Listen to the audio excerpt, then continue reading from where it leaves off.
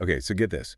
Before, everything shut down, Bangkok was pulling in something like $2 billion a year just from tourists. Wow. 2 billion. Yeah. I mean, that's not just big for Thailand. That's like top of the global charts kind of big. Absolutely. It really hammers home how critical the hotel scene is there. Exactly.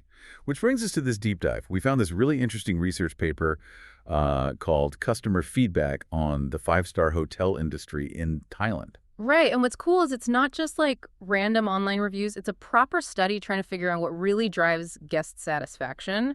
It's by Afizava Chayapolfet Sirivadhanawarvachara, who's actually with 137 Pillars Hotels and Resorts, and Dr. Norma L. Menez from Lyceum of the Philippines University Batangas. Okay. And it's pretty recent, too, published April 2022 in the Asia-Pacific Journal of Academic Research and Business Administration. So good snapshot. So our mission here is pretty straightforward. Yeah. Figure out what makes guests happy, specifically in these top-tier Bangkok hotels.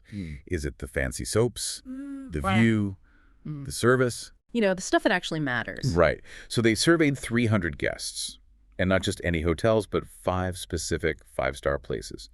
The Marriott, Oriental Heritage Residence, Novotel Bangkok Sukhumvit, Easton Grand, and the Westin Grande Sukhumvit. Familiar names. Definitely. And they used a pretty detailed questionnaire, looked at demographics, obviously, but also things like when they visited, room type, price. And they use this thing called the Serviquello model to gauge the actual feedback on service quality. Yeah, Serviquello is quite useful here. It basically, it breaks service quality into 5 bits. Tangibles that the look and feel, the facilities, staff appearance. Okay. Reliability, like do they do what they promise accurately? First time. Like getting your wake-up call on time. Exactly. Then responsiveness, are they quick and willing to help? Assurance, do the staff seem trustworthy, knowledgeable, make you feel safe? Confidence. Yeah. Bro. Yep. And finally, empathy, do they seem to understand your individual needs, give you personal attention? It gives a really structured look at what guests think. Got it. So let's talk about these guests. Who are they? Well, the study found a slight majority were male, 55%. Okay. And the biggest age chunk was 36 to 45 years old. That was about a third of them. Makes sense. Established, maybe. Seems like it. Education-wise, most had a bachelor's degree, 68%. So well-educated group. And marital status. Mostly married, about 2/3, 67%. And income. That's always interesting. Right. The largest group, 44%, earned between $40,001 and $50,000 a month, which is roughly, what, $1,100 to $1,400 US, give or take? And interestingly, nobody surveyed earned less than $30,000 a month. That's about $850 US. Yeah. That floor tells you something, doesn't it? You're looking at people with a certain level of disposable income. Probably professionals, maybe business travelers, or combining business and leisure, not budget travelers, clearly. Right. Okay, so the study looked at what factors really shape how guests feel. Things like time of visit, room type, price, other services. And overall, guests strongly agree these factors were influential. They calculated this thing a composite mean, which came out at 4.76 on a 5-point scale. So pretty high agreement across the board. Which suggests people choosing these hotels are pretty intentional, right? They have criteria, they expect quality for their money. Definitely. So digging into those factors, which one mattered most? Let me guess. Price? Nope. It was actually the type of room that scored highest, 4.83 out of 5. Really? Type of room? Why? The researchers floated the idea that it might be linked to business travelers. Needing specific things like meeting rooms or conference facilities. That makes sense. Because 5-star hotels often have requirements for meeting spaces, don't they? Part of the definition. Exactly. It raises that question, are hotels really hitting the mark for those business needs? Got the right tech, the right support? Good point. Tech is huge now for meetings. And right behind room type were other services, rated 4.76. So like restaurants, bars. Yeah, exactly. Restaurants, international buffets, coffee shops. Having good food and drink options in the hotel was a big deal. They mentioned stuff like seafood buffets, carving stations, Thai food, international choices. Convenience factor, right. After a long day, you don't always want to go searching for dinner. High-quality on-site options are a major plus. Totally agree. Now, price paid scored 4.74, and time of visit got 4.72. Still, strongly agree, just slightly lower. Okay. For price, they suggested maybe online comparison sites and discounts make people a bit less sensitive to the sticker price. Could be. You feel like you got a deal, maybe. Possibly.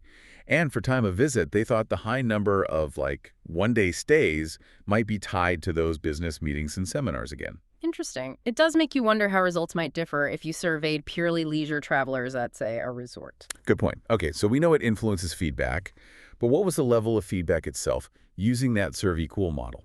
How happy were they overall? Very happy, it seems. The overall composite mean was 4.79.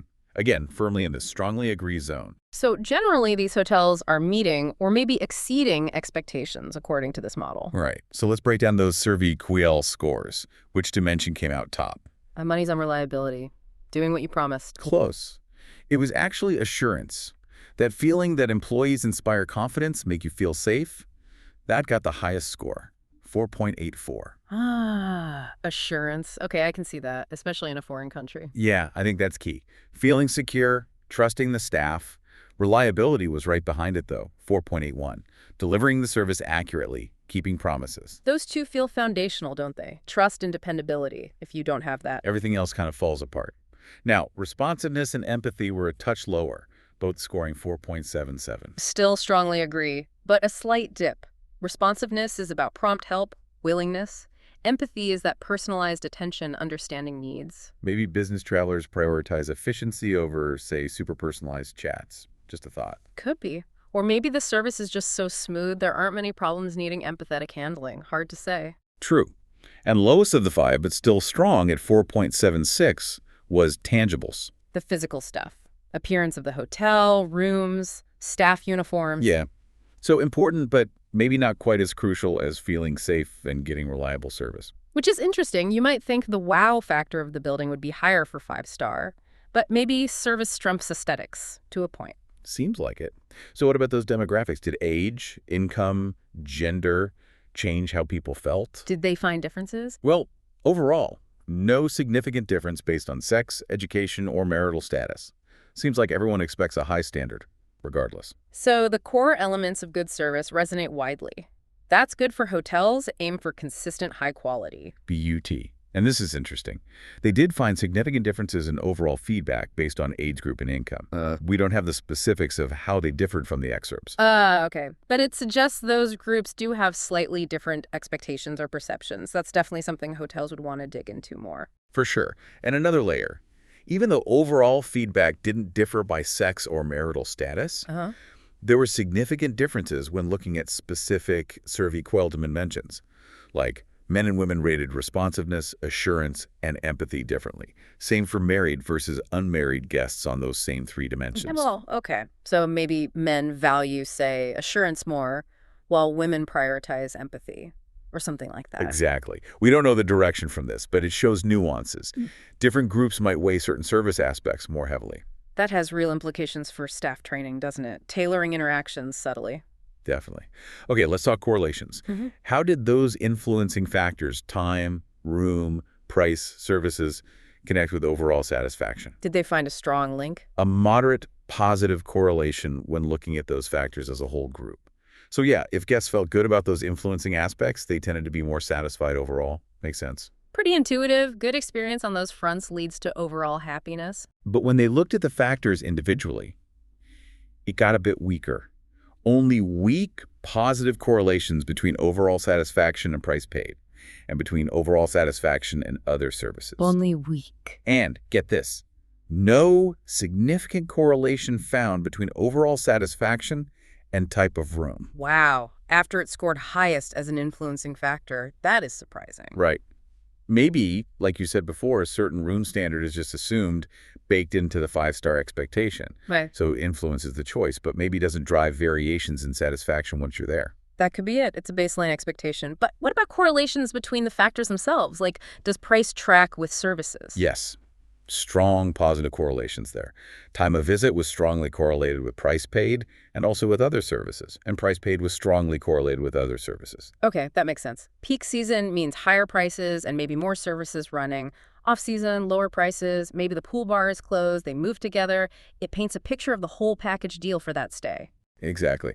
So, pulling all this feedback together, the study proposed an action plan for these hotels. Any surprises there? What did they suggest? Pretty practical stuff, mostly. Improving rooms and services, kind of a given.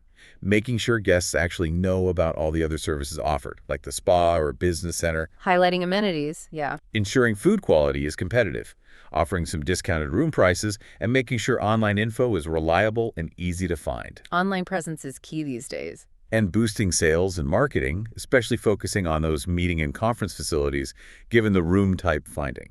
Targeting that business segment more effectively. Yeah. Makes sense. They also mentioned things like improving online brochures and leaflets, using feedback forms consistently, and definitely staff training focused on service quality and problem-solving skills. Essential.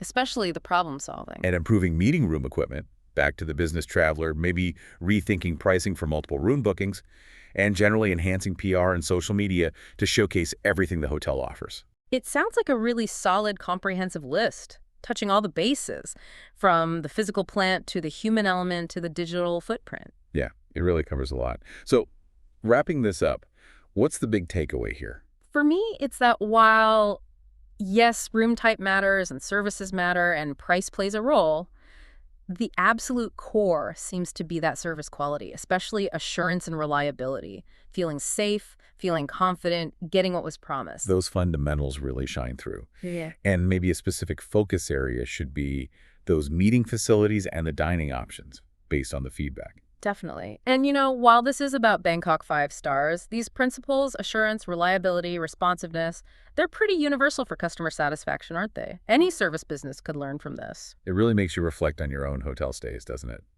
What are your priorities? What makes you feel truly satisfied beyond just a comfy bed? Yeah, what are those make or break factors for you personally? Is it the warm welcome, the flawless room service, the amazing breakfast? So maybe a final thought for you listening. Does hearing about this kind of research change how you might look at hotel reviews? Will you maybe pay a bit more attention now to comments about staff helpfulness or reliability, not just the photos of the pool? And maybe, if you're curious, you could even look up reviews for those specific Bangkok hotels. Mention the Marriott, the Novotel, the Westin, and others. See if current guest comments seem to echo these findings about what really matters.